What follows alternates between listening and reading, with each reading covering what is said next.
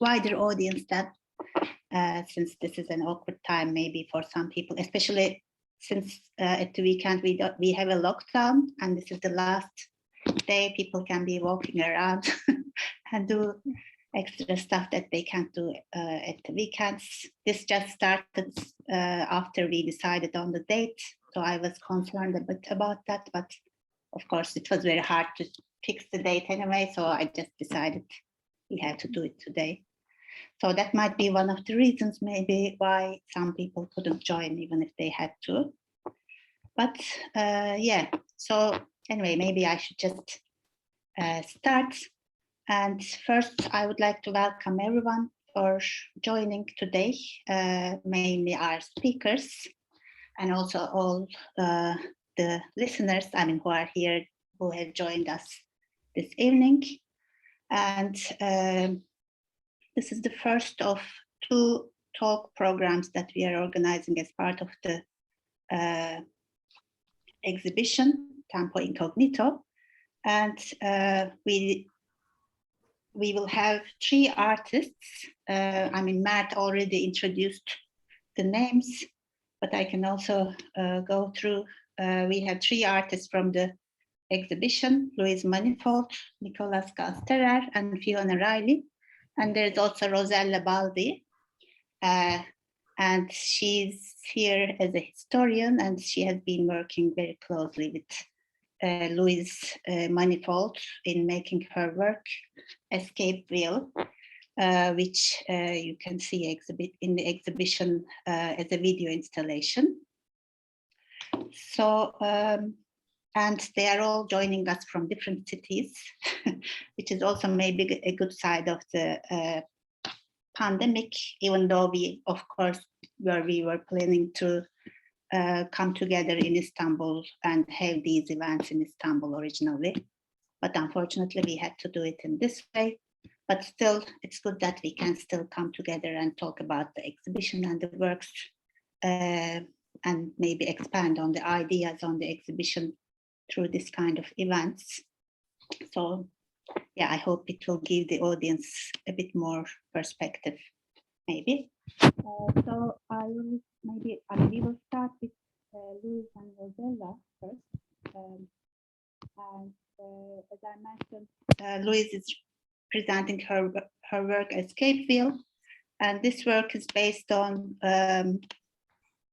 3 automata made in the 18th century, and they were made by the clockmaker Jacques Droz and his son, and they are really highly celebrated even today, and they are kept in Neuchâtel Art and History Museum, and they continue to perform to audiences in certain intervals, I guess. I don't know if that happens every day, but it's possible to see them perform, because each of them is actually performing a certain creative act, writing,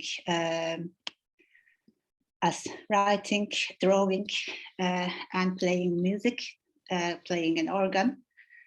So Louise has collaborated with an opera singer to make her video work. She will probably talk about that in the process, in her talk. But she also closely worked with Rosella, who was actually working on the Jacques Droz automata and in the museum. And maybe I can shortly introduce her research. Rosella mainly works in relation to 18th century and the history of botany and horology. And as a doctoral student, she worked on Swiss National Science Foundation research project on the Jacques Droz workshops at the University of Neuchâtel. And between 2015 and 2016, she held the position of associate curator at the International Museum of Horology in La Chaux-de-Fonds. In this position, she was the head of Museum Study Center, Institut L'Homme de l'État. Of course, I might not be pronouncing so well these French terms. She was also in charge of the library collections and the most renowned European collection for the horological history and technology. And she is currently collaborating with the Faculty of Sciences in the University of Neuchâtel on the research project Botanical Legacies from the Enlightenment. And she's working for the Swiss Institute for Art Research on Swiss artistic estates. And Louise is an Irish artist, and she lives in Galway, and she works with a variety of media, with film, photography, sculpture, and text. And she is interested in the sentiments we attach to outmoded objects once they cease to maintain their original function. So in this case, these are the automata. And she regularly collaborates with other specialists or creative people in her work. So maybe it will be interesting now to hear about their collaboration, to hear more about the automata and how they functioned in the Enlightenment and what kind of meaning that they had then and how we can relate to them maybe today from today's perspective. Yeah, so I leave the talk to them then, and that they can continue with further expanding on the work. Okay, hello. Welcome from Galway and my studio here in Galway, where it's raining outside a lot. And Rosella, you can hear too, or you can speak as well. Okay, or are you muted? Oh yeah. Yeah.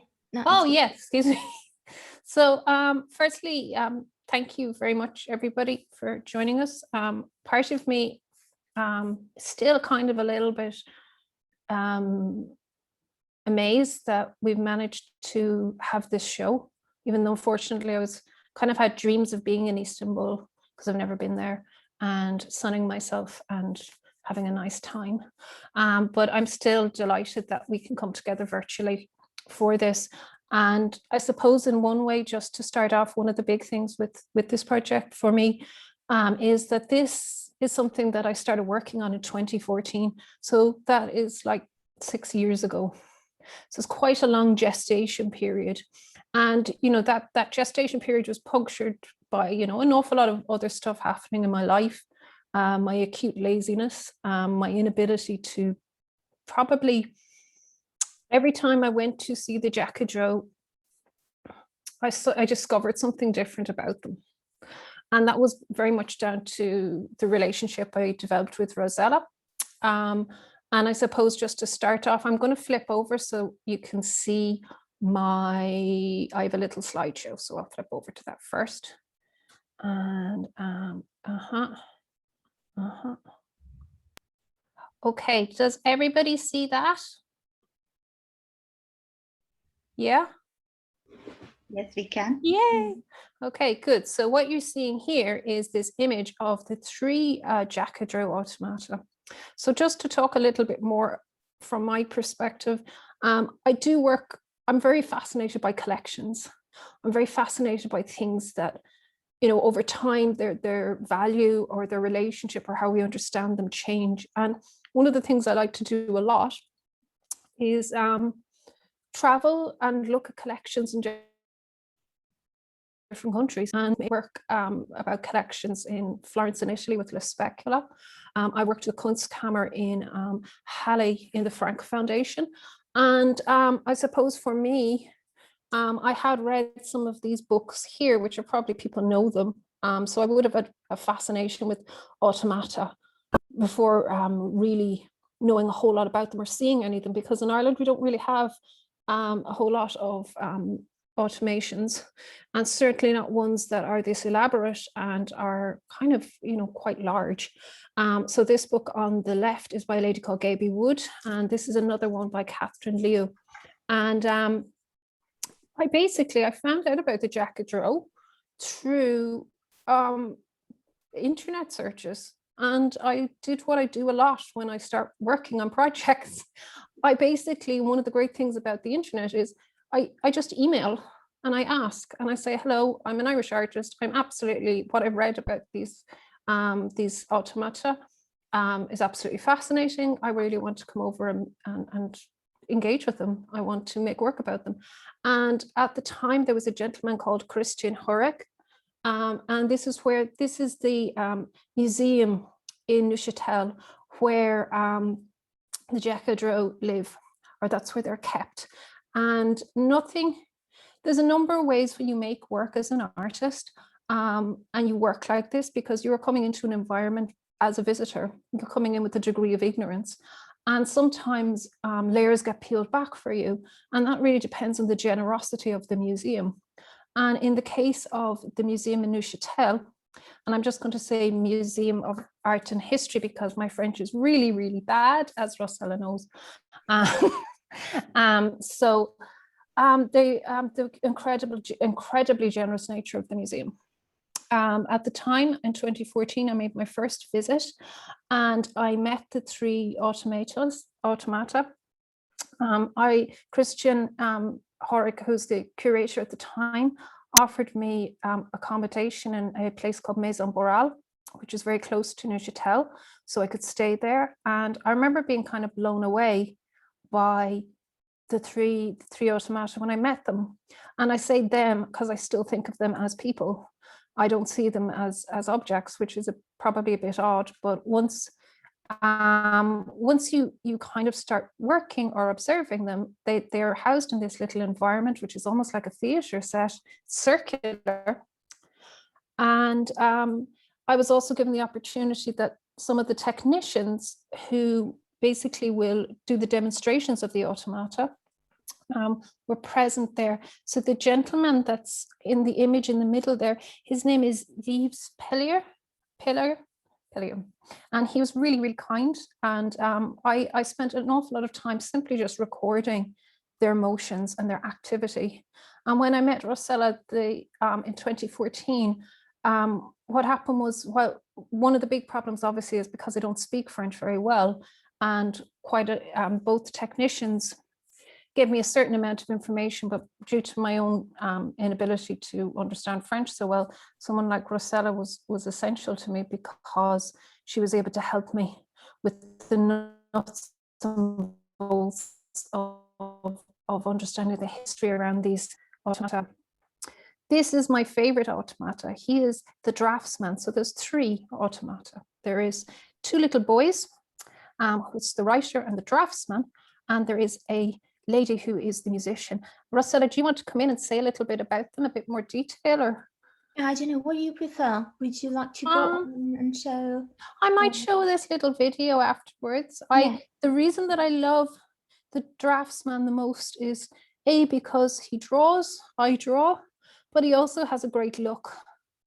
This is one of his stares, which I like the best. And it's hard not to like him. This is, I'm just going to play this. This is just a really, can you hear that? Yeah.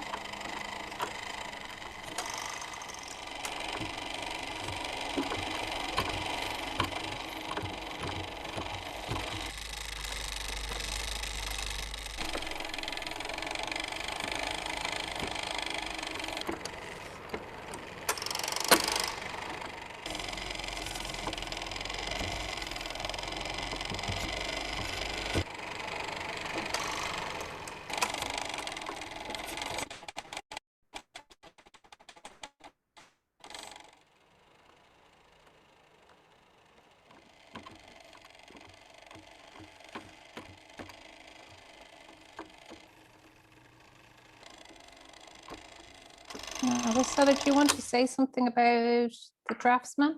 Yeah, maybe I can, or say a bit more.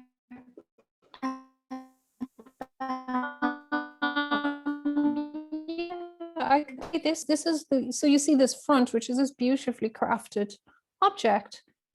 But then the interior is like this landscape of cogs and wheels. And then also you have the rhythm of the sound, which I became fascinated by.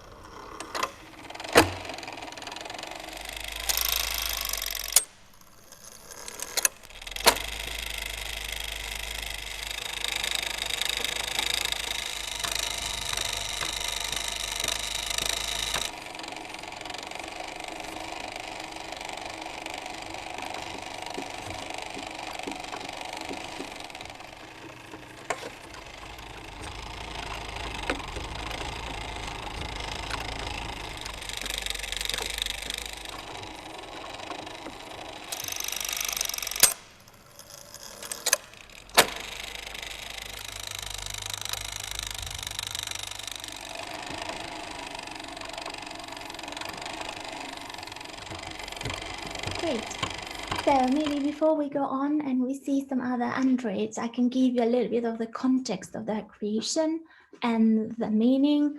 But before that, just thank you very much, Rana, for inviting me to join this lovely talk.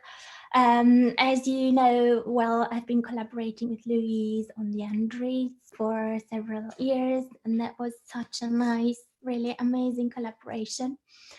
I do live in Neuchâtel, where the androids have been kept for more than 100 years, actually, but the 3 androids were not created here. They were created in the second half of the 18th century in a small town close to Neuchâtel called La Chaux-de-Fonds, which is still today pretty famous because of the local watchmaking industry. So maybe you heard about brands like Zenith or Tissot or Tag Heuer. So all these brands actually are watchmaking brands currently active in that region. And the 18th century is the historical moment when the watchmaking industry and also the clockmaking industry really developed in that region of Switzerland, and when that industry became famous, and it still is. So the 3 androids are really connected with this historical development, as the creators were themselves, as Rana said, clock and watchmakers. So the 3 androids were realized between 1768 and 1774, more or less. We don't have exactly the precise dates, but this is the period. The draftsman was made by Henri Louis Jacques-Hidro, who was the son of Pierre Jacques-Hidro.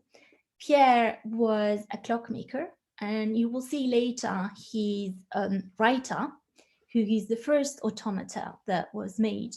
The draftsman was the second one, and the third one is the musician. So the musician and the draftsman were made more or less in parallel between 1772 and 1774. So the draftsman that Louise loves so much, and I must confess, is also one of my favorite. I mean, they are all lovely, all interesting, but the draftsman is very special when you see it. He is able to make 4 different drawings. You saw 2 of them in the videos. The portrait of Louis XV, the King of France, and a small drawing representing a dog. The other 2 drawings are the portraits face-to-face of George III and his wife, Charlotte Sophie, so the King of England of that time. And the other drawing is a small, actually it's a more angel, cherubim, which is in a carriage, which is trained by a lovely butterfly. So as you can see, just from these drawings, these androids are really the product of the second half of the 18th century, because they were supposed to be shown to kings and queens of that time, reasons why the draftsman realizes the portraits of 2 of the most important kings of the epoch. And more specifically to the draftsman, I think what it's important to understand, and you saw, because you saw that in the videos, is the way in which it worked. So to reproduce in a natural manner the movements of human beings through these dolls, because from the size you saw, they look, and they are dolls actually. The Jacques-Hidro used a system of discs that are technically called cams. You saw them, they move. And these cams actually gave, in a kind of way, the orders to the arms and the eyes of the doll to make it move. And in this specific android, there are 2 main sets of cams that are in charge of 2 different types of movements. So as you saw, the android can move the arm, but also the eyes to make it really look even more realistic. And the 2 drawings that we saw are actually drawings that are on the same set of cams. Then there is another set of cams just for the portrait of George III and his wife, and there is a third set of cams for the little cherubim with the butterfly. And you maybe noticed that at the end of the drawing, it was in the first video, I think, the android, I mean, there was a small piece of paper just in front of the android that fell down. It's because there is also a mechanism that allows some air to come out from his mouth at the end of the drawing. Why? Because in the 18th century, pencils that were used were producing a lot of dust. So at the end of the drawing, the android is doing this to clean the drawing like in the 18th century and really give this impression that it's a small child learning to draw correctly. Mm-hmm. And I think, thank you, Rosella. I think as well, that's why one of the things that's so fascinating about them, and I think you said before that often they were created like children, so that if a mistake happened, the audience would forgive them a little bit more easier. Yeah. So they would, as you would forgive a child. So we're already kind of, you kind of already make these attachments to them, you know, which this is an image of the writer, who is probably the most complex of the automata. And I liked him too, but I always felt that he was a little bit sad. Another thing to notice about them is that their clothing, and they have these beautiful massive eyelashes, which are really, you know, they're like something somebody would wear for a wedding now. Very dramatic. They also have little painted nails, which I thought was fascinating because it is a bit unusual to see that. And I think it's kind of a mystery to why their nails are painted. Is that correct, Rosella? Yeah, it is. Actually, we know that the sculptures, the wood sculptures, were made by a churchman, a Catholic churchman from the region. That's all we know. We know that he was very good and very talented for drawing and sculpting, but we don't know more. I think that the color is just there to make this impression that there is life. I mean, because it's a bit too much red, but in the 18th century, people used to use red and on the cheeks to be very alive. So I think it's part of these dramatic, as you say. Yeah, adages to make him look real. Here's a little video of the writer.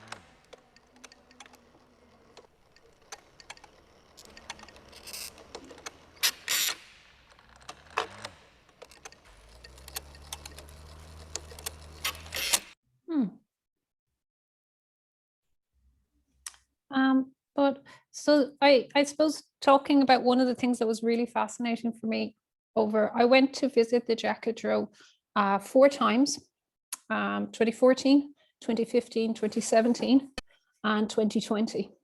And I worked with Rosella pretty much throughout this. I was always in touch with her and she kept giving me just different information. And I think I also, when I first met them, I was having a really bad case of artist block.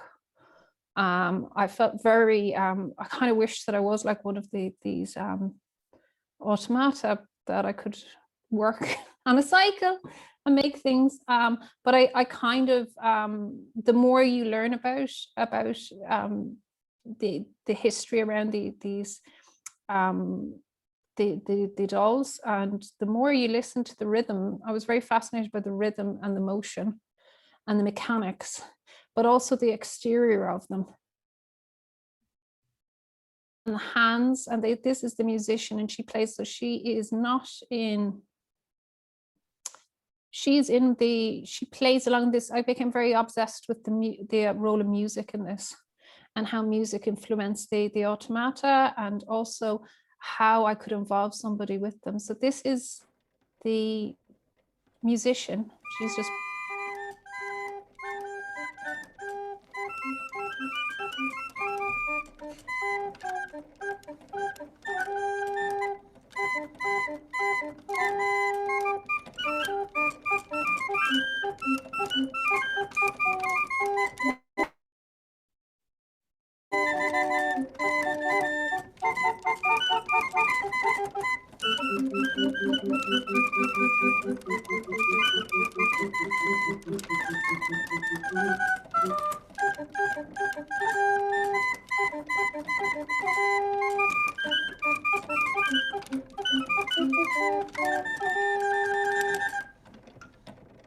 I think what's really interesting as well is she starts breathing beforehand. So you see this kind of breath, this kind of pulse, breathing in her chest, which was really strange, I thought. And also some of the movements and the gestures she does, they're kind of very sweeping and kind of, again, quite uncanny. So all these different elements blended in with it. Like, for example, the use of like their hands, their nail varnish, their activity with their hands, the different cams that were used for them to create, do these creative acts, which I was quite fascinated. And I remember actually Yves Pellier, we were trying to work with getting the writer to write something different, but we weren't sure. And I know that Philip Perano did a piece before with the writer, which was really fascinating. But it was quite complex. It was a very complex thing to change how they work in different ways. So it was kind of a bit of a disaster, because I was kind of felt like we were going to end up breaking them or something. No, it's like, great, they're like these precious artifacts. Louise comes over like on day 2, she's been broken. I was also fascinated with their feet. And I think you said to me before that the bare feet are meant to symbolize that they're open to knowledge. Is that correct, Rosella? Yeah. So there are all these little triggers and things.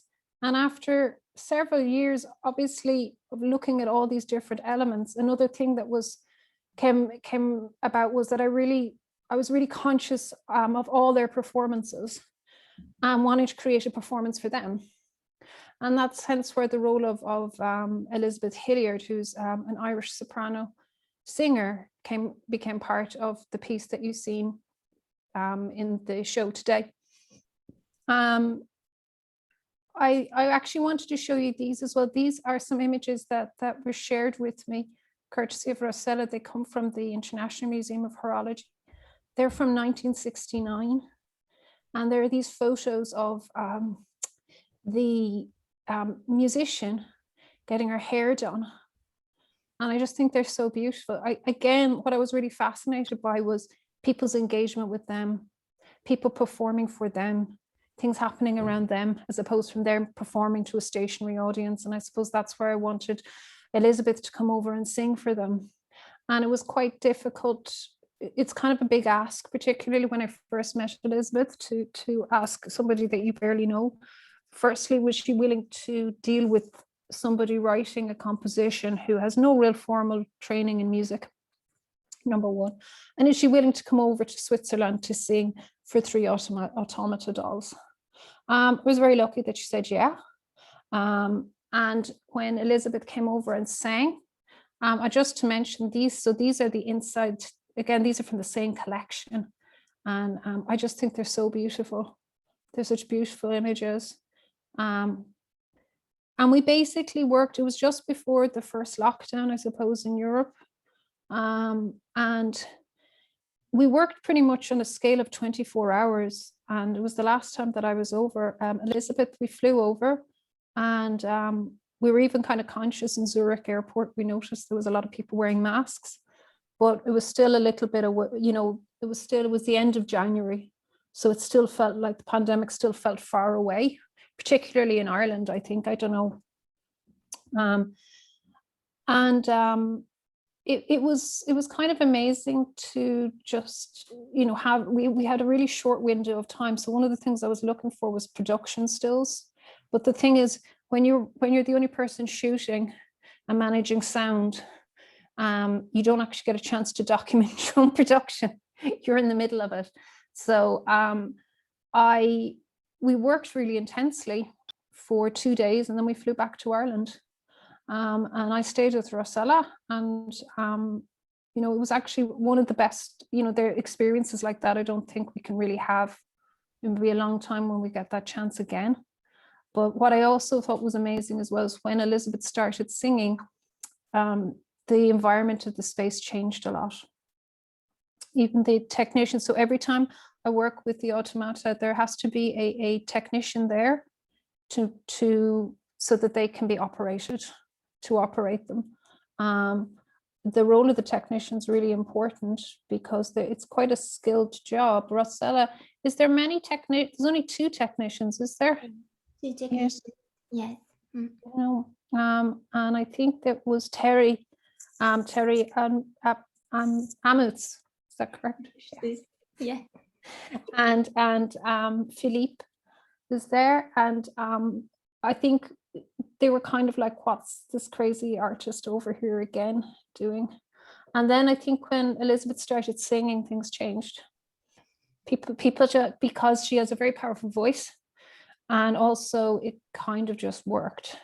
She also did a number of really, you know, we spent a long time trying to work out, because it's, when you work like that and you're working kind of against the clock, you have to work very intuitively.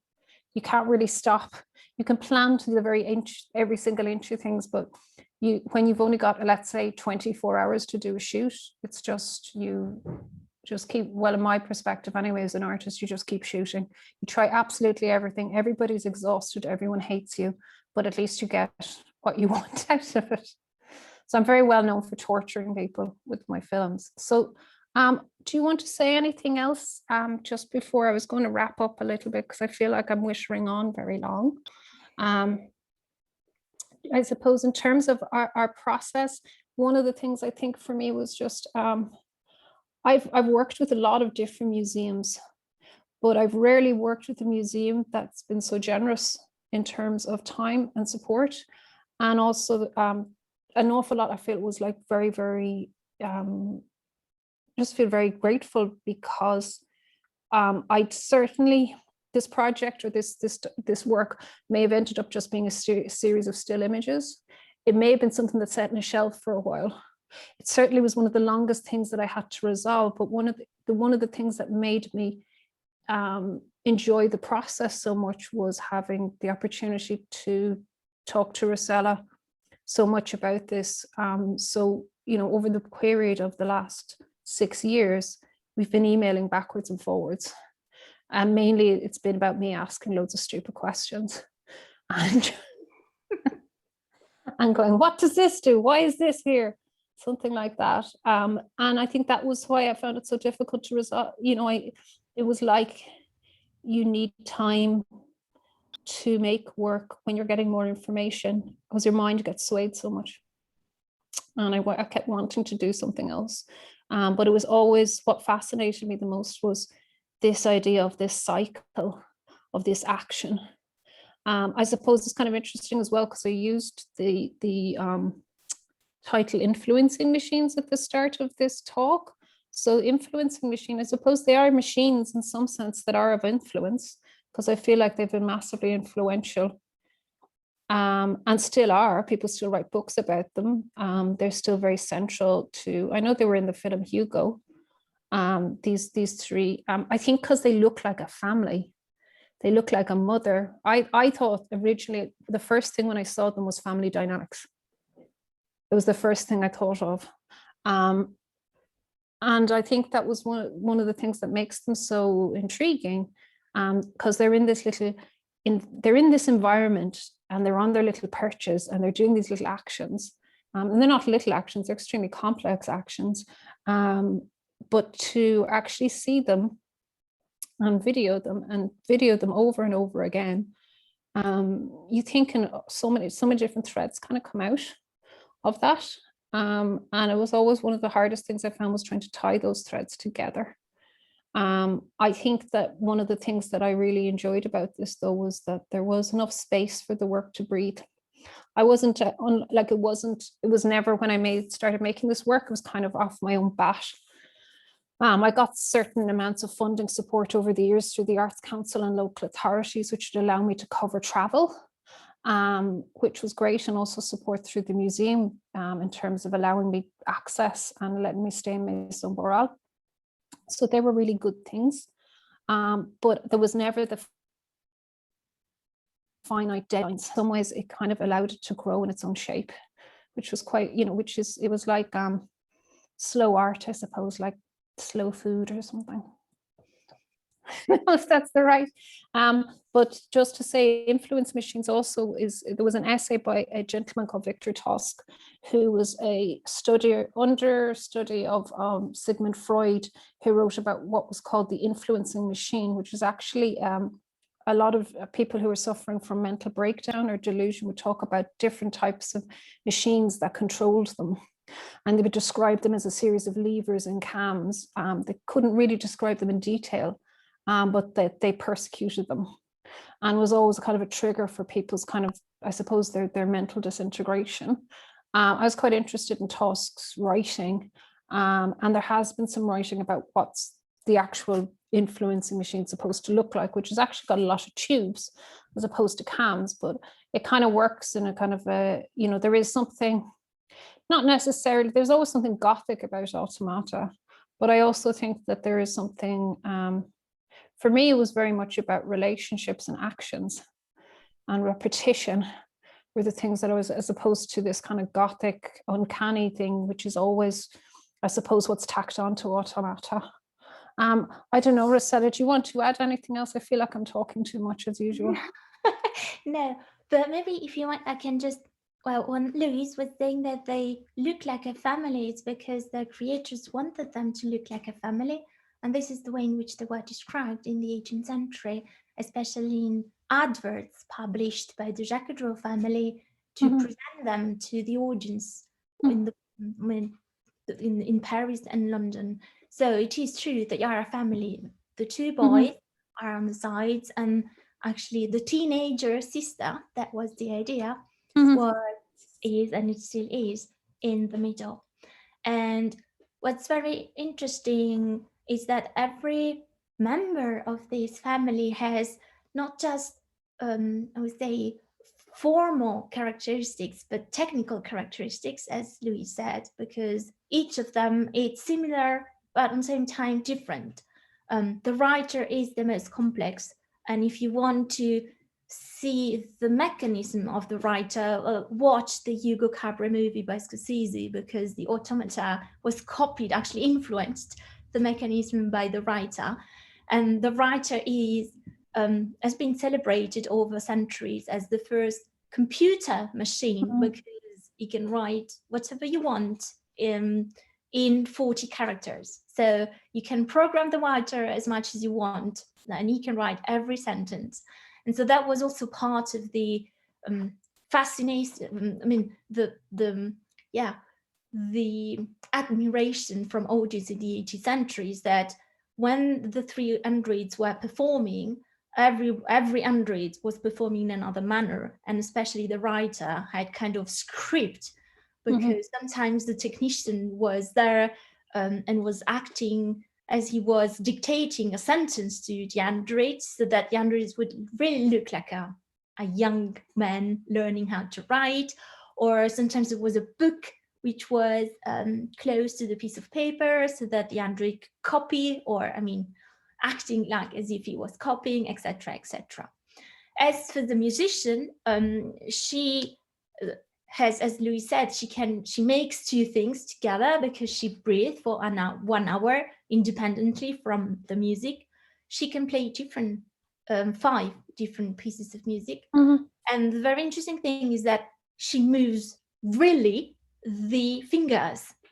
18th century, there are some other automata playing music, but very often they do move hands in this manner, or the keyboard is moving. The Jacquedreau musician is really putting pressure on the keyboard. So when you come to demonstration, you can see that, because there is a lever that allows the technician to raise up the hands, and the hands go on moving when the music stops. So that was also something absolutely amazing for the time. From that point of view, the androids were, or the three androids, because these are not the only androids in the 18th century. At that time, androids were very fashionable objects because they allowed mechanicians, technicians to show their skills, but also to show the limits of technology of that time. And at the same time, these were very helpful machines to question the limits of scientific knowledge about the human being and the limits of reality. So the three androids were really influencing machine because they became famous all around Europe. And as I said, they went to London, they went to Paris, they went to the Netherlands, they came back, they left again to Paris, they left again to London, and they came back. And they allowed their creators to become very famous and therefore very rich. So, because that was one actually of the scopes of the machines, was to make the creators famous. And voilà, so they were very influencing. But on the same time, as Louise was referring to this Gothic image that we very often associate with androids, what's very different between the 18th century and the 19th century is that androids were not considered as something scary, like in the 19th century, where there is this vision, romantic vision of machines becoming independent or something like that, the Frankenstein story and so on. So these machines were, yes, very influencing, but at the same time very influenced. So in the 18th century, androids, especially in philosophical and literature texts, are still regarded as machines representing the lack of independency, the non-possibility of thinking in an autonomous manner, especially with a connection to political reasons or ideological reasons. So these machines were not dangerous to human beings.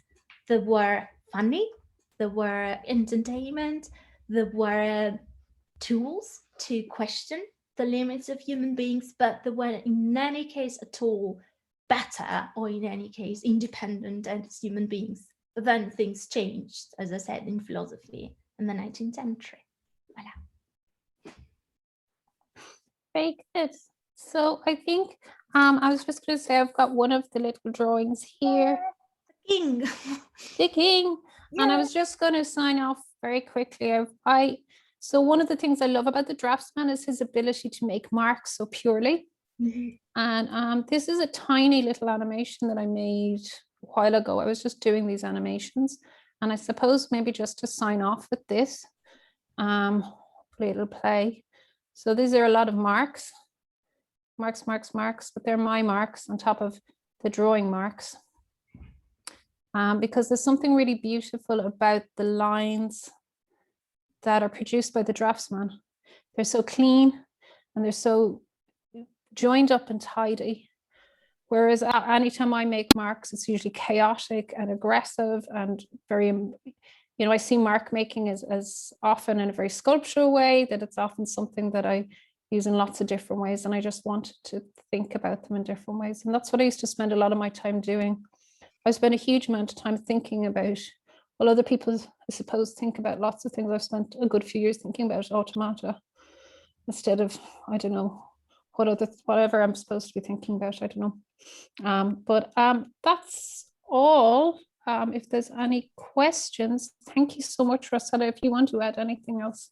No, definitely. Thanks to you. Okay. I'll stop sharing my screen. And then Can I jump in with some questions? Oh, jump in away. I'm just trying to see where I am. It's like, oh, hang on. Oh, there. Yeah. That was fascinating. Thanks a million. And I haven't seen the work in the exhibition, so it's really mad to see the making of it. When they're in the museum, are they turned on in the morning for the visitors and then turned off, or what's the story? Do you want me to answer that, Ross, or do you want to answer, Rosella? Well, maybe I can answer because I know how it works. So they are pretty delicate, so they do not work every day. So the tradition is, I mean, as I said, the androids arrived at the museum in 1909 after a very complicated process to have them back. It took years and a lot of money because they belonged to a German collector. So it's a whole story in itself. But in the end, they came back, and they came back on the 1st of May, 1909. And there was a sort of contract between the museum and the society that brought them back. And the contract said that the museum had to make the androids perform at last once a month. If you want to give them back to the society, to Neuchâtel people and La Chaux-de-Fonds people, so that all the people in the region could enjoy them. Because when they came back, they were so famous, so legendary, you know, the people were, you know, it was, you can imagine, it was a crowd of people going and seeing the androids. So still today, they do work at least once a month, the first Sunday of month. But then it depends if there are some events or, you know, specific occasions to make them perform. But they can't perform every day because the mechanism is pretty delicate. And as Louise said, there are 2 technicians in charge of them. This is also tradition. It was written in the contract, and they have to keep sort of secrets about the way in which the mechanism works. So you can ask questions, but they won't tell you everything. This is very funny. And these have to be clockmakers or restorers, people that know very well this mechanism. So voila.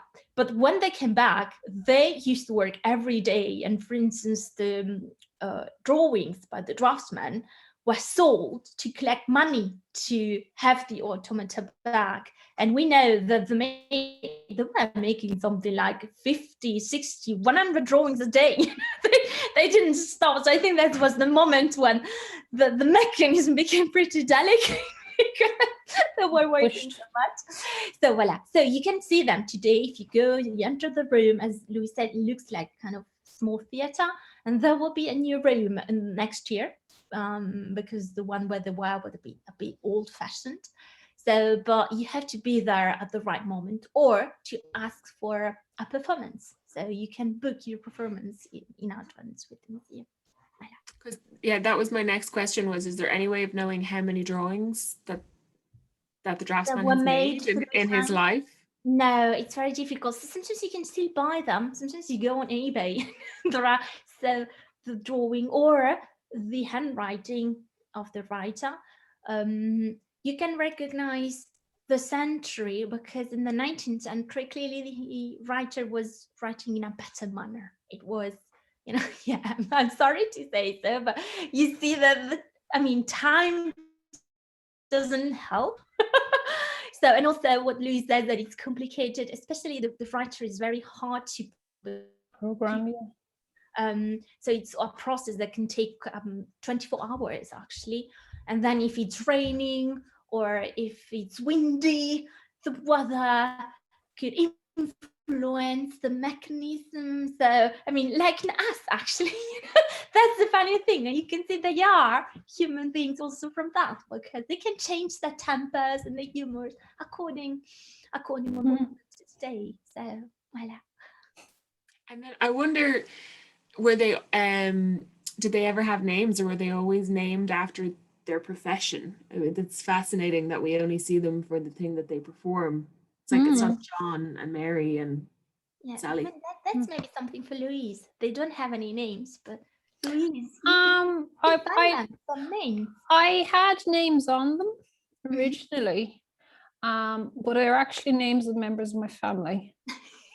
It's slightly disturbing, really.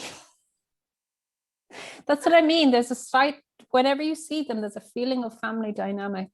And I did actually think of them in that the musician was my sister Caroline, that the writer was my father John, which sounds really weird because then, and I actually thought the draftsman, even though he is a little boy, was my mother, Myra. So that's talking about kind of really kind of deconstructing the family unit a bit, but just to be odd. I felt like that was something that you do, you project certain things. I felt that I couldn't give them names without association with particular people, which was kind of weird. I haven't and now this has been recorded, and my parents will probably watch this.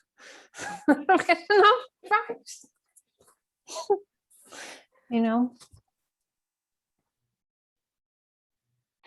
Okay, so any other questions? Maybe from the audience? Maybe we can have one more.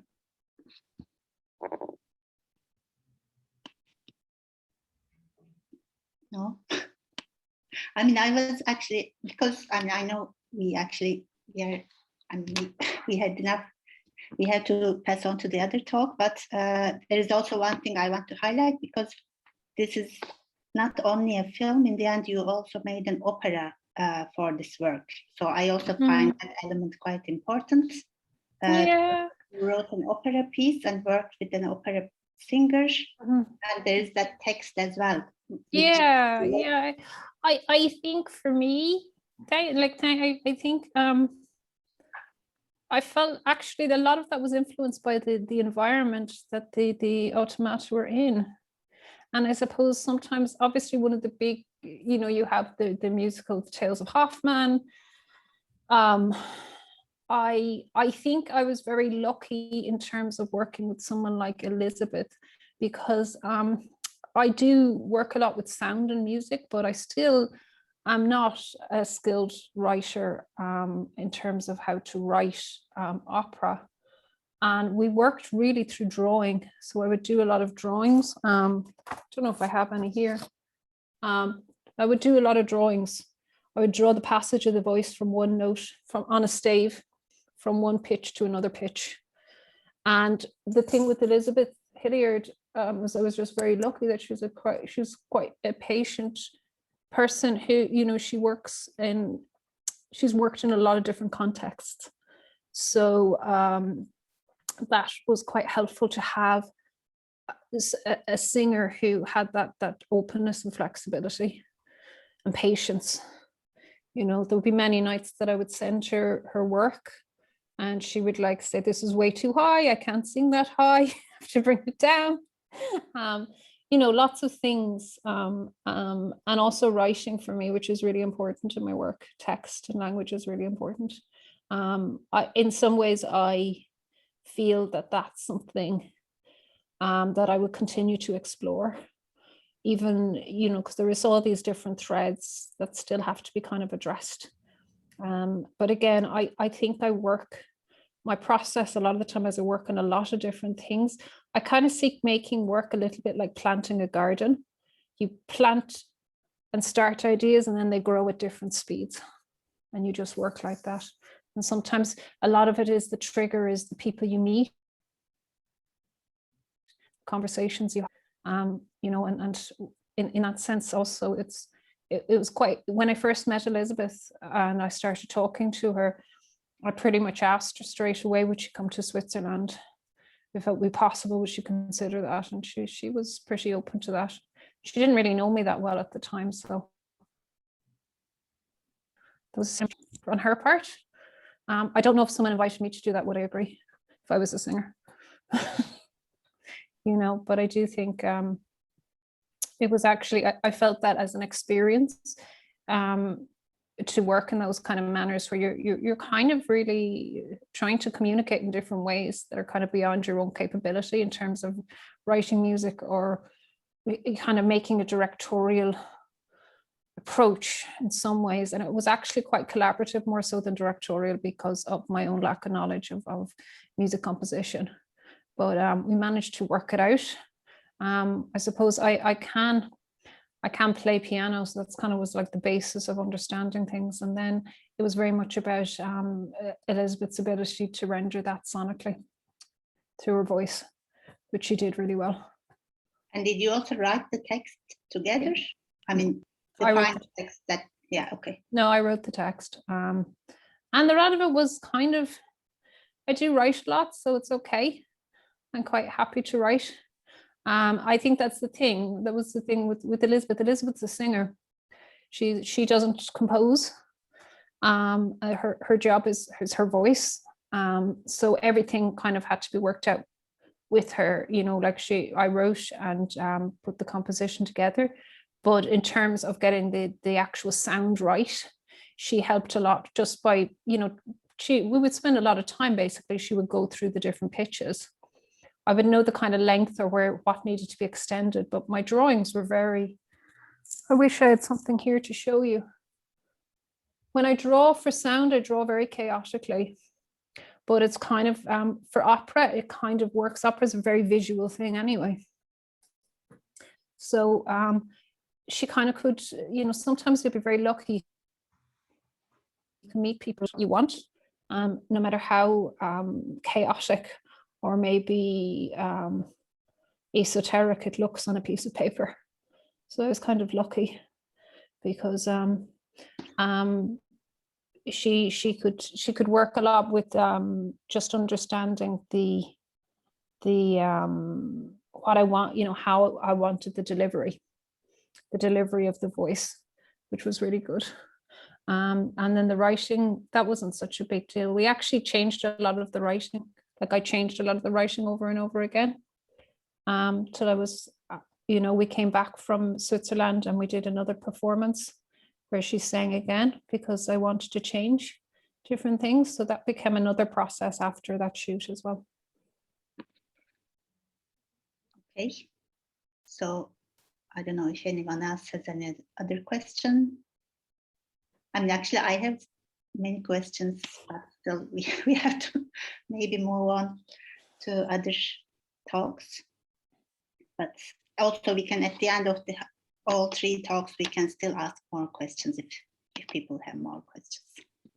Okay, so maybe we can move on to Nikolaus, who is an artist living and working in Vienna. And he studied transmedia art at the University of Applied Arts in Vienna and completed his studies at the Jan van Eyck Academy at Maastricht in the Netherlands. And he is the co-founder of the Institute for Transacoustic Research. And he's also teaching at the University of Applied Arts in Vienna. And he actually works as an artist and uses different types of ways of making art, and performance and drawing is maybe one of the two ways. I mean, he will of course explain these, but through the form of installations and performances, he traces the translatability of phenomena of perception into an artistic environment. And in the exhibition, we have two works by him. One is just 3 text works on the wall. I don't know if anyone has seen that, but they are from a series called Objects Yet to Become. So they are subtext that invite the viewers to participate in certain actions, and they are kind of blurring the boundaries between thinking, perception, and actions in a way. And there's another piece which is a video piece in the exhibition, but it's actually originally a performance piece that he made in Marseille, and it's called Psychogeographies. And it is also about linking between thinking, drawing, and actions. So maybe I can shortly say that Nikolaus is highly interested in drawing and how it is also, it can be used as a way to translate ideas, thinking, and perceptions into maybe visual settings, also combining with other actions and objects. So maybe he can explain us how this happens through his own words. I mean, yeah. Yeah. Hello, and thank you, Rana, for the introduction, and thank you, Louisa and Rosella, for giving an insight into your work, which I for sure would have loved to see also in person in Istanbul, but maybe we managed to do that another time. I found there is like really a lot of inspiring topics you touched upon, and I see already a lot of links also, although you both entered it from a very different angle. But what struck me was kind of this idea of focusing with these three automata on the creative act, on drawing, writing, and music making, and this human attempt actually to somehow to reconstruct it, which I think has to do also a lot with what I'm concerned with in my work. Maybe we can discuss already that later, also how that kind of works together. I will share my screen with you and will show you some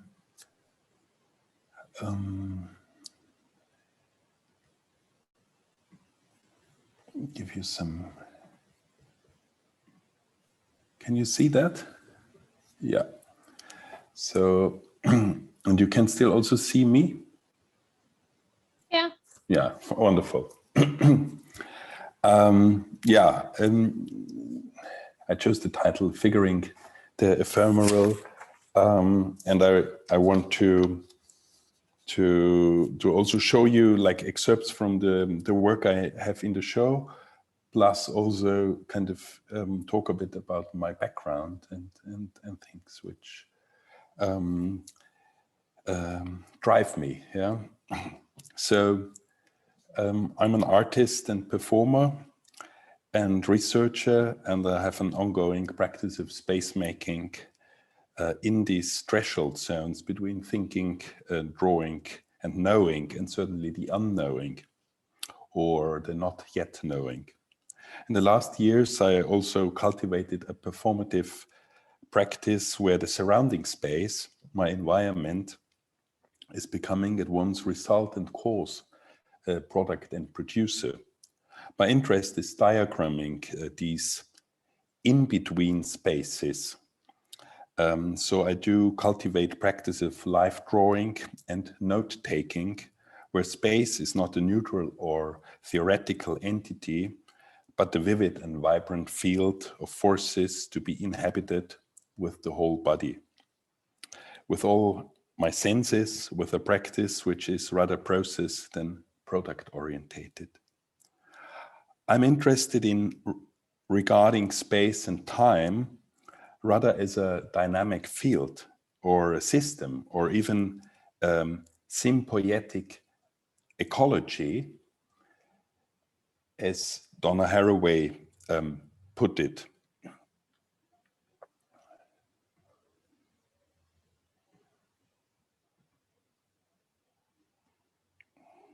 Which is rather putting focus on the emergence of presence than on representation. Haraway describes symbiosis as complex, self-organizing, but collectively producing boundaryless, in a steady flow, evolutionary, unpredictable, and adaptive systems. This highly dynamic understanding of space-time implies that space itself is never a neutral container, but plays a constitutive role in co-shaping my work. Based on a selection of my work, I want to share you here my research and my motivations, and I hope to contribute to our discussion on the notion of temporality, flow, rhythm, and movement. Having a background as a sculptor, I'm not only interested in making space, but in the performativity of matter and materiality themselves, researching on forms in motion, open forms, forms of process. I'm fascinated by drawing momentary and ephemeral phenomena, now states of immanence, of immediacy, and to operate in real time.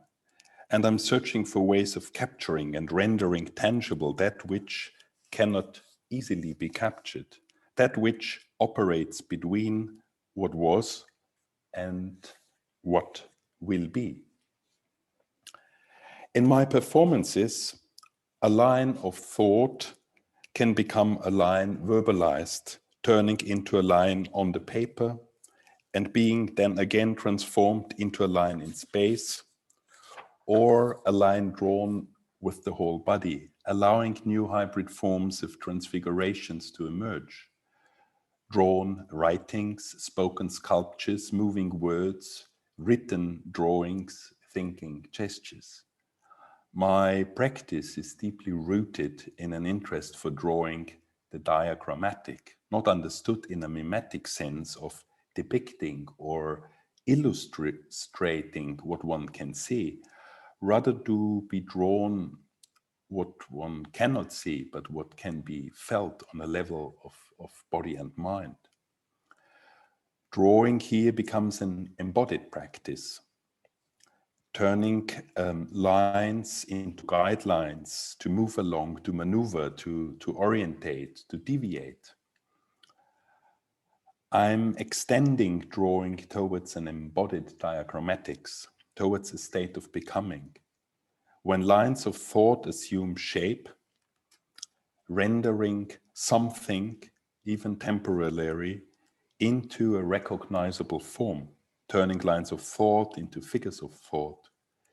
Here, drawing outlines the close connection between perception and thinking, mediating between reflection and cognition, continuously and simultaneously shifting itself in the course of its own making. I'm specifically interested in the notion of the term figure and figuring. The figure itself and the figurative certainly have a long tradition in the arts. Rather than following the beaten track of the classical figurative, I would suggest to approach the word figure via its diagrammatic meaning in a more dynamic and flexible sense, even in a choreographic sense, as Roland Barthes suggested. A figure is something always moving, changing, living, flexible, and fluid in themselves. A figure is something which moves and makes you move. A figure as a living entity which is always embedded in a surrounding and in a communication with its environment. My various interconnected artistic research projects often address the contingent, the ephemeral, the relational, that what operates in between things by means of performative drawing, notating, jotting, mapping, diagramming, making the intangible tangible, getting lost in non-spaces, hitchhiking to nowhere or to now here, allowing oneself to be drawn by accident, following the lines of light into spaces of memory, tracing the traces of spaces. I'm asking which categories can be used to write space, a place, a site, a scenery, a situation. Where is here? How to make knowledge which emerges from and oscillates around cities temporarily visible? What if we could switch on and visualize only for a moment all the thoughts, words, and information oscillating around us in the air, visualizing the unseen? A paradox attempt, of course, constructing a fabric of information, a multi-layered library, an analog hypertext, a living archive, an unarchive. But how to read history, temporality? Which organs do we have to write with? And what happens when we forget to remember? History only exists in plural, as many individual histories. Could I build a map on the traces of forgotten biographies? What traces do you leave behind? A life as a way of drawing, inscribing continuously a biography in space, weaving a thread into the fabric of time. If we assume that choreography is the essential inscription of movements in time and space, how to draw a map or diagram of these forces which make matter move between so-called inner and outer spaces? Which language or sign system has to be developed in order to articulate this vibrant but elusive in-between spaces? What are the inherent politics operative within the construction of space? Could we call the notation of these operative forces psychogeographies? In 2015, I was invited for an artist residency at Musée Marseille. Being a stranger to Marseille, I was exploring the urban public space by walking and further developing psychogeographic techniques of orientating and sense-making initiated by the situationists. Inspired by Henri Lefebvre's book Rhythm Analysis and his fundamental musical understanding of the complex interrelations between time, space, and everyday life, I was recording my walks through the city. By mainly drifting, shifting, walking, talking, and drawing, writing through the urban fabric, I maneuvered myself into many unforeseen situations. By applying these experimental methods of recording in public, I became aware of elementary forces and striving, but constitutive dynamics of the city, of urban life. Steering from these experiences, I translated my various recordings, sound recordings, drawings, gestures I had learned from passerbys into a performative installation consisting of object sounds, words, floor and wall drawings, which culminated, as Rana said, into a 4-hour-long durational performance. A 15-minute edited short version you can watch in the exhibition in Istanbul. For those who have not had a chance to see it, I would like to show you an excerpt now. I will quickly start it.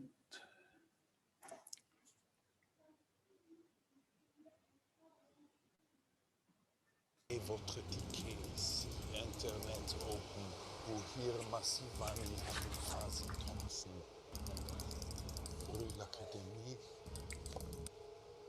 le Mobile, Salon Lydia, phone, libre service, dépendance informatique, rue du Musée, restaurant, snack, pâtisserie, plat du jour, chorba, plat du jour, dessert. Vous êtes à la bonne tressière, cottage, Saint-Jacques, crabe, bloc, lame, tilapillas, filet de sardines.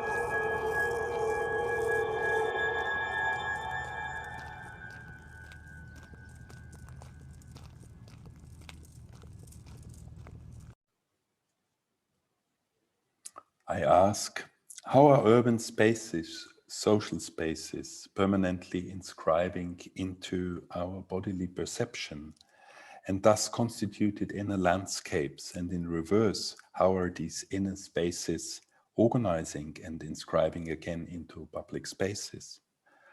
How to drift or derive and stay alert to the attractions of the terrain and the encounters to find, cultivating a playful, constructive behavior, as Guy Debord, one of the founders of Situationists, called for. Maybe by ways of a daily practice of finding unknown routes through the urban space, the practice of rhythm analyzing space, and nowadays, how to find contemporary loopholes in the dense neoliberal time-space fabric of a constant self-optimization.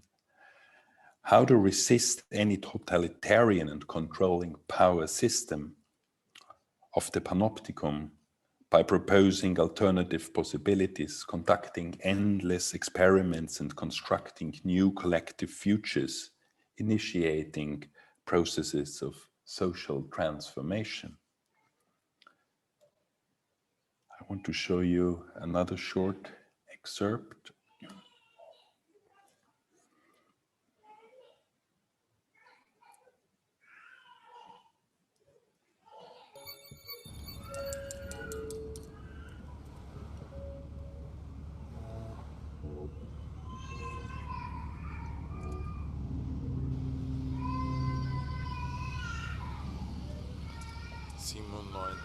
Canebier, Bourse, Quartelissé, jusqu'à 50, Mars Line, Direction de la Circulation, Canebier, Bourse 70 P.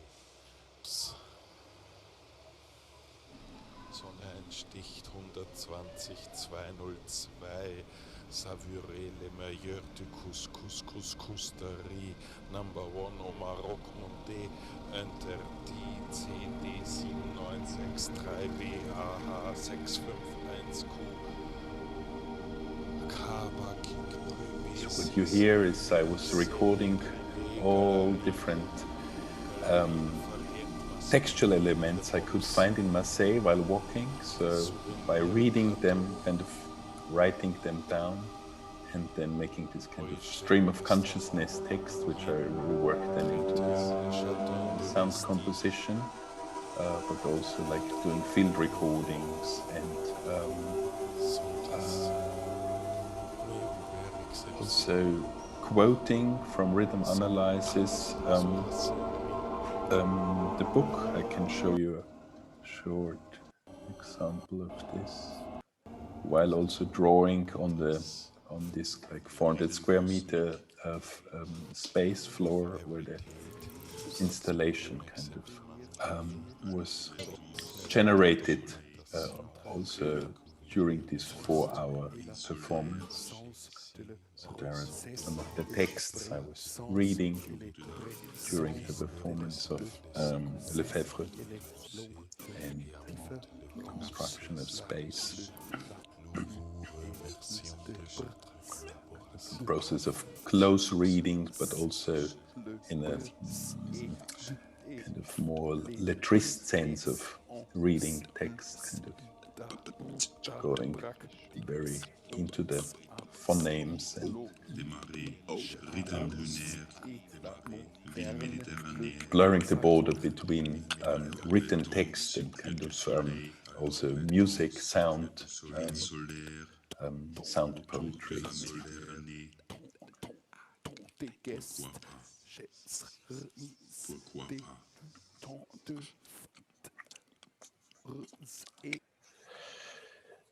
So far, an excerpt from the video shown in the exhibition. I would like to continue and show you somehow more the background, how it came to this kind of work methods. The question of what is it that happens live, the notion of liveness and the presence of here and now is essential for my recent project titled Choreographic Figures, Deviations from the Line. which is a collaboration involving the writer Emma Cocker, choreographer Mariella Kreil, and me as visual artist and performer, and a whole team of guests, philosophers, choreographers, artists. The project unfolds through two interconnected aims. Firstly, to explore the experience of thinking in action, attending to the dynamic vitality forces operative within every artistic exploration. And secondly, to develop new systems of notation for making tangible these often hidden aspects of the creative process itself. We proposed the concept of the choreographic figure, choreo, understood as more than one, the chorus, and graphic as various forms of inscription. Choreographic figures are a diagrammatic assemblage for bringing into relation, as well as for giving rise through activation and play to unexpected, both known and not yet known figures. I want to show you some examples of these choreographic figures I'm talking about. We developed a live notation system to identify various forms of presences in the space, a notation system for notating the performative of now moments, which we call choreographic figures. For example, the figure of opening, the figure of arriving, the figure of emptying out, the figure of clearing away, the figure of warming up, tuning in, or getting started with something, or the figure of translational flux.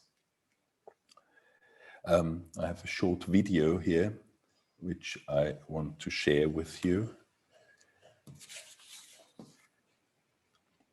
describing somehow or capturing what this translational flux could mean.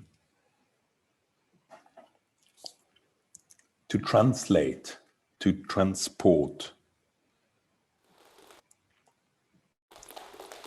to carry over, to move, to convey from one place or language to another, a migratory movement from this to this, from one modality, from one situation to another, from medium to another.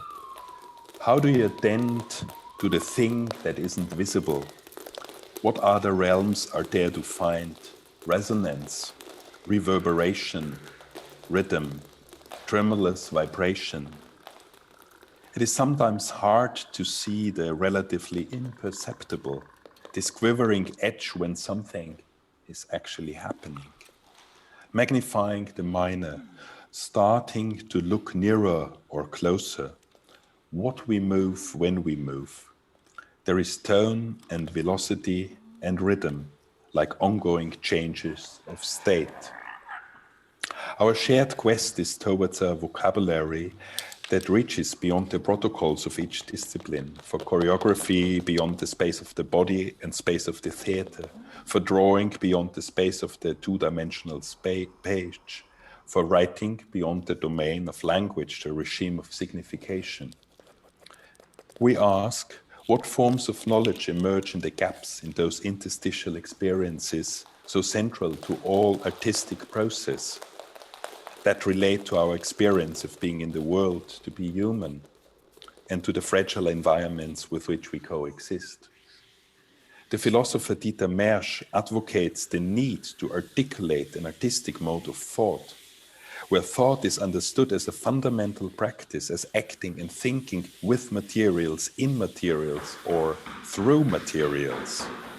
Our conviction is that cultivating sensitivity towards these barely perceptible micro moments and micro movements has a wider structural and political implication at the level of the macro, encouraging a refiguring and transfiguring of our ways of being together in the world, inviting new forms of relationality, sociality, and solidarity for each other. How to develop sense for the how-ness of these micro moments. Etymologically, How refers to the manner in which something is done. How indicates activity, the unfolding of a process.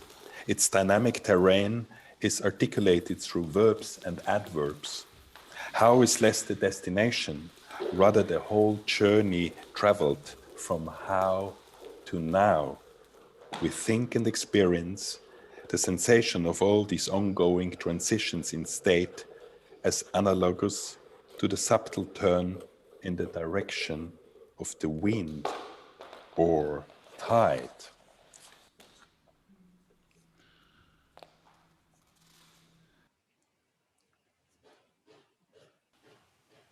We use the term figuring to describe those small yet transformative energies and experiential shifts when the artistic process that are often hard to discern, but which ultimately shapes the evolving action.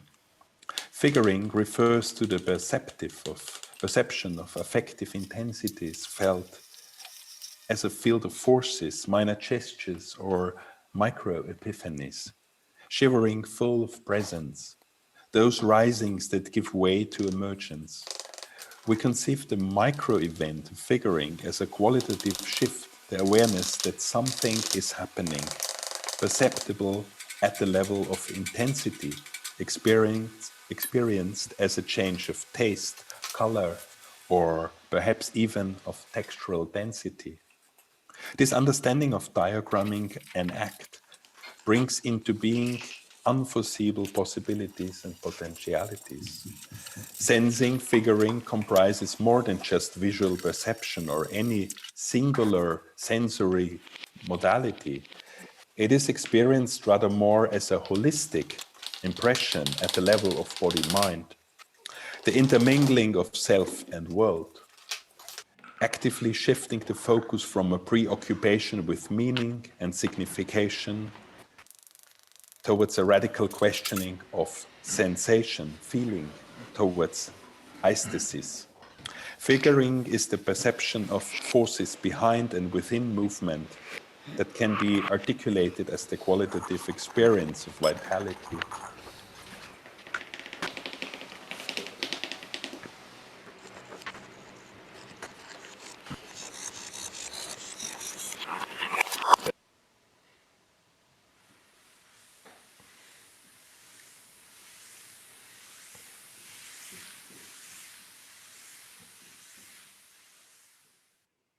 We are describing in detail the project in our publication, Choreographic Figures.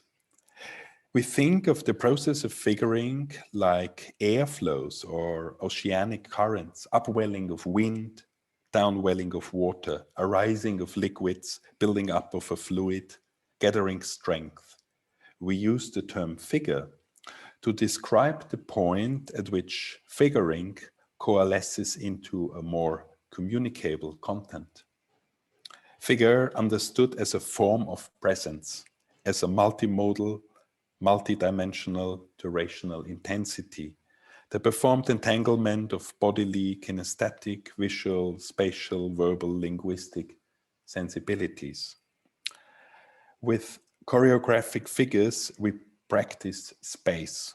We are becoming spatial, temporal entities full of perpetual multi-stability of signs, as ever oscillating, tremulous, vibrating signs. The realm of emergencies, of appearances, of sensuous phenomena, and here the collapse of categorical distinctions. Here lines of signification become blurred. We're calling for a space where materiality of choreography of a body as diagram, but rather through activation, intensification, and actualization.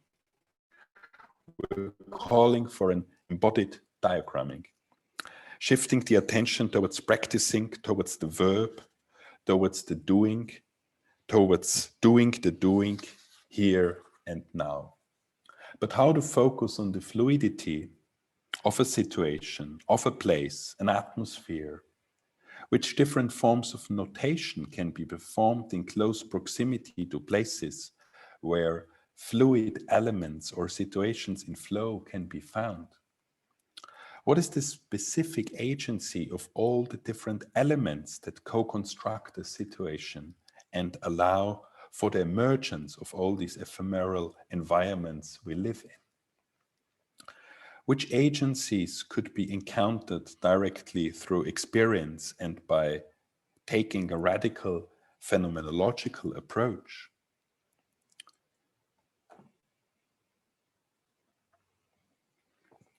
In my ongoing artistic research project, Contingent Agencies, in collaboration with the sound artist and writer Alex Atiaga, we inquire into what has been termed atmosphere, ambience, mood, topology, place, environment, or figure. However, all these expressions stand for a kind of presence, which is basically characterizing as enveloping, impermanent, unstable, intangible, and non-objectified. It is a kind of presence that emerges surrounding the person to whom it appears and is due to the interaction between all components of the situation in which it arises.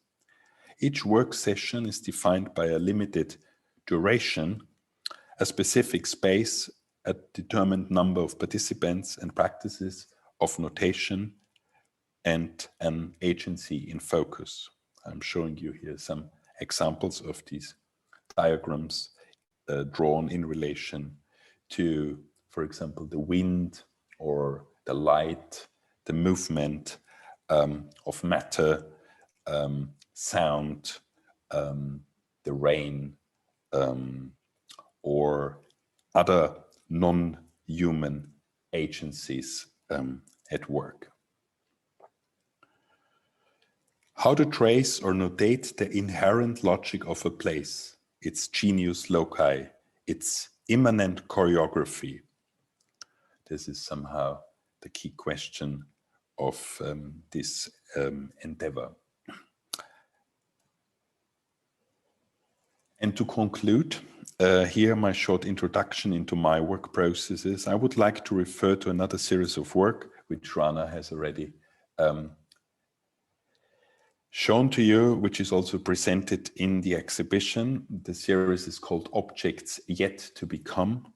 It is a series of speculative objects, objects that challenge visitors to participate in actions.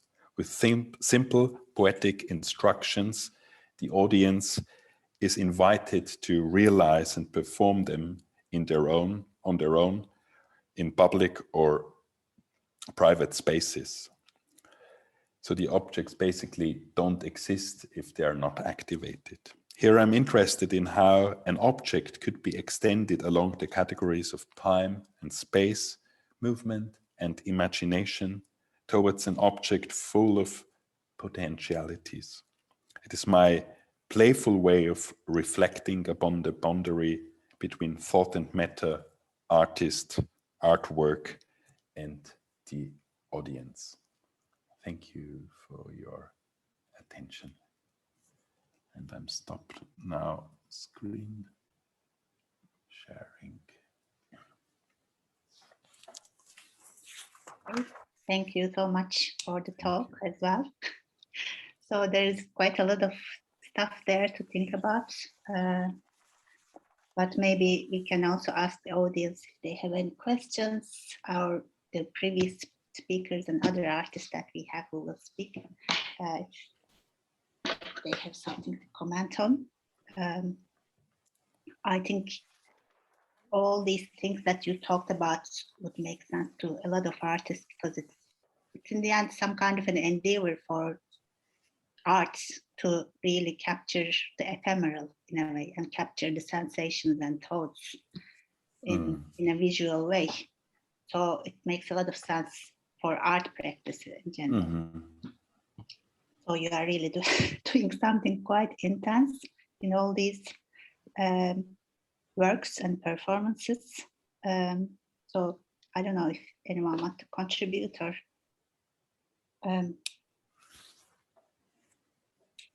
or maybe I can just ask something about the temporal experience of that, especially if we think of the video work in the exhibition, Psychogeographies.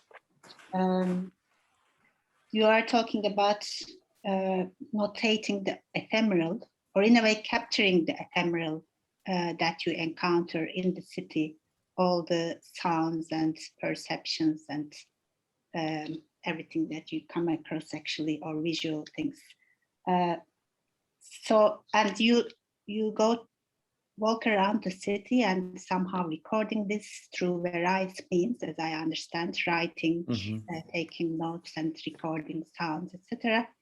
And then you, in some way, recreate them in the performance space. So there's also the factor of memory that is involved in this whole process, I think. So you talk about the present and the presence quite a lot. And being in the moment is actually, I think, is important in this process. But there is also these acts of remembering and maybe the function of the memory in these performative actions, because there's always that influencing your actions, while you also use the actual recordings as well. So how do you negotiate those, the present and the past in a way? The past of... Yeah, no, I think this, it's a good question, because I think it, why I'm using these various, so to say, practices of notation is in a form when one walks very consciously through through the public space and allows to drift. And we know that when we are probably in a or in an unfamiliar part of our own city, or in like a strange city, we're very open, we are attentive, and there's a lot of information kind of coming to you, and it's hard to memorize all that. Yeah. So what I'm doing is to develop experimental forms of kind of always like throwing anchors, yeah, for myself to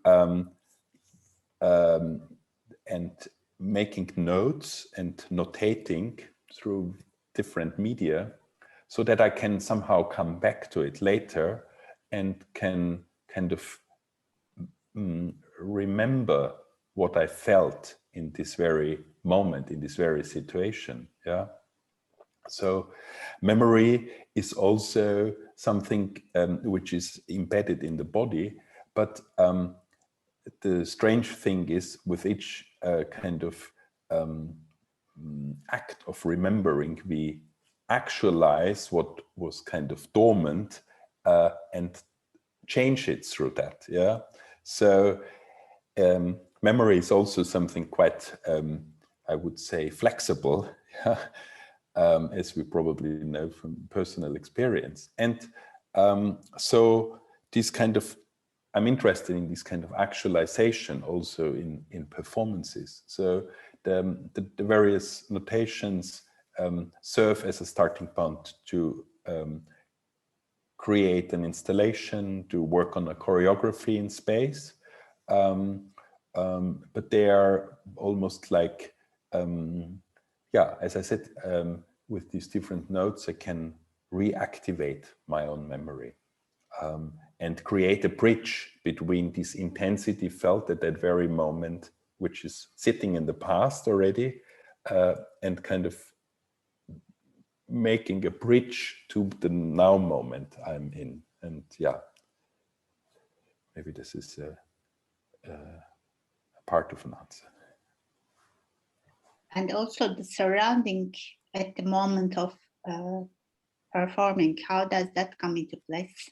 Like, for instance, in that performance that we see, were there some audience at the time? Yes, Yeah, I mean, when you do like a 4-hour durational piece, hardly any audience stays with you. There were, I think, 3 people who stayed all the time. One was the curator, and the other one was a befriended choreographer.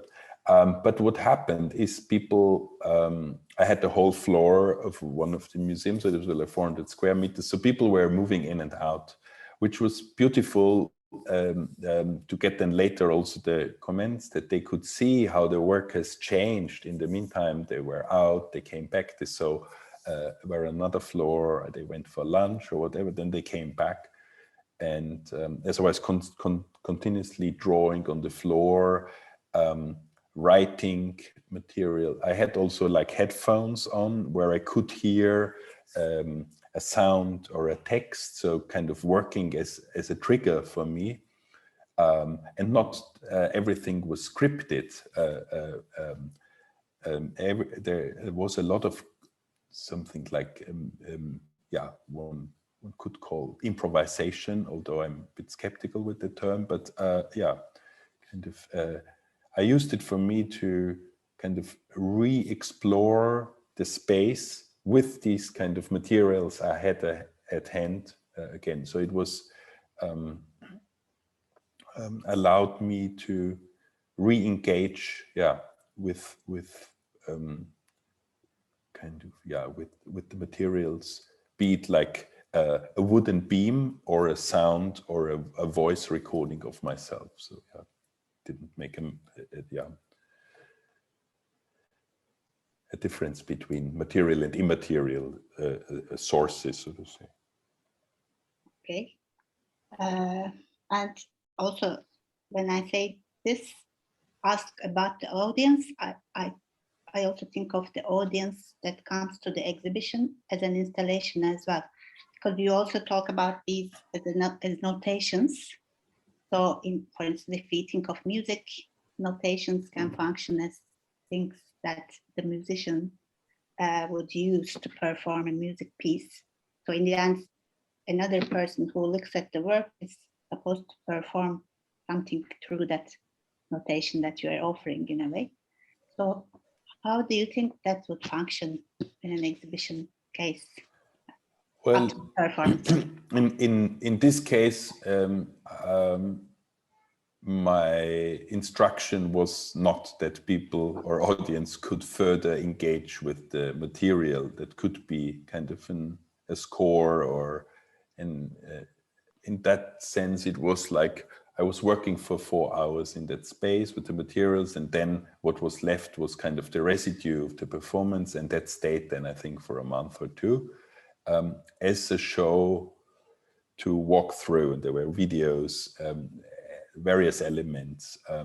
So there was not so much the idea that people could further play and experiment, that I would rather do in a kind of more workshop situation, because I think it needs also this kind of mindset and understanding and deeper understanding of what is going on, to kind of engage with the artwork. Nevertheless, people were walking as the drawings were done on the floor. We're walking over it, and it's done by chalk, so very ephemeral material, and it was destroyed by that also over the course of the exhibition. So that was intentional. Okay, thank you. Any other, maybe somebody to ask question? Can I ask a question? Sorry.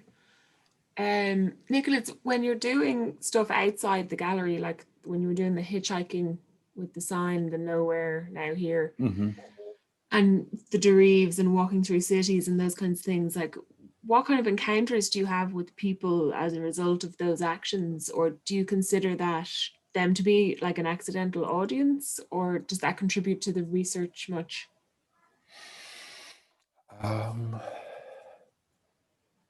No, I think that's the reason why I'm leaving the white cube, to be surprised by whatever happens. No? So I kind of do allow actually that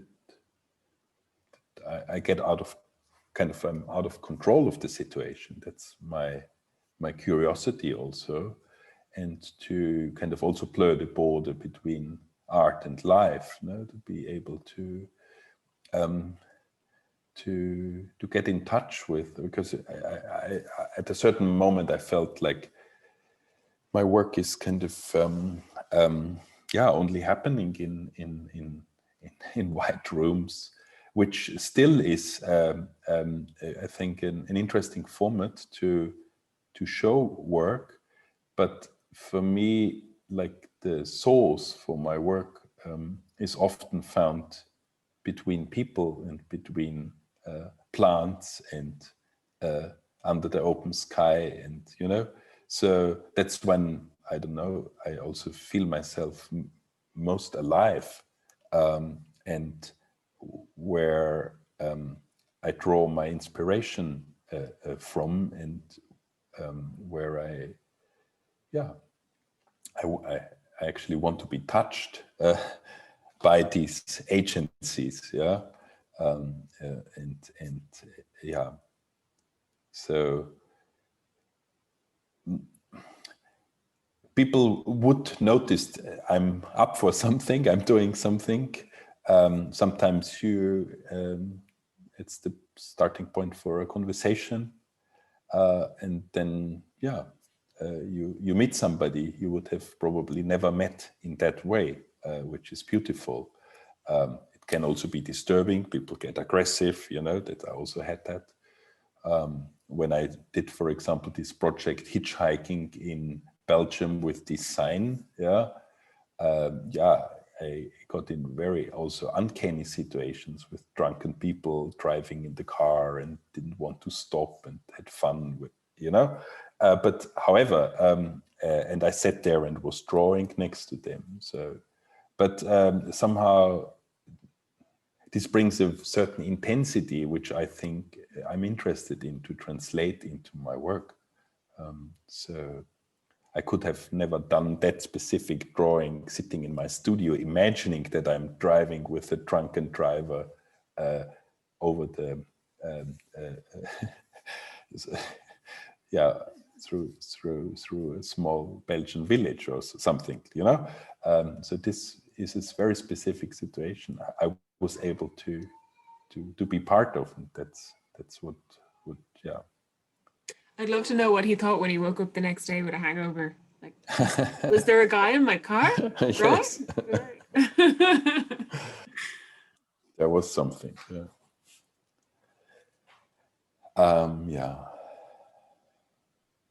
Okay, thank you. So maybe we can move on to Fiona Riley's talk now, if you're ready. Follow that. And I can just do a short introduction maybe before you start. So Fiona is an artist from Dublin, and she also makes use of different media and techniques to make her work. And she does research-driven artworks and performative works, event-based actions, working with communities as well. But she also can do other types of object-based artworks as well. And for the exhibition, we presented some part of her project, the Department of Timekeepers. And it was a participatory research project commissioned by Common Ground Dublin. And it functioned as some kind of a pseudo government institution. And it was a way of exploring or a site of exploring topics of time, labor, and value.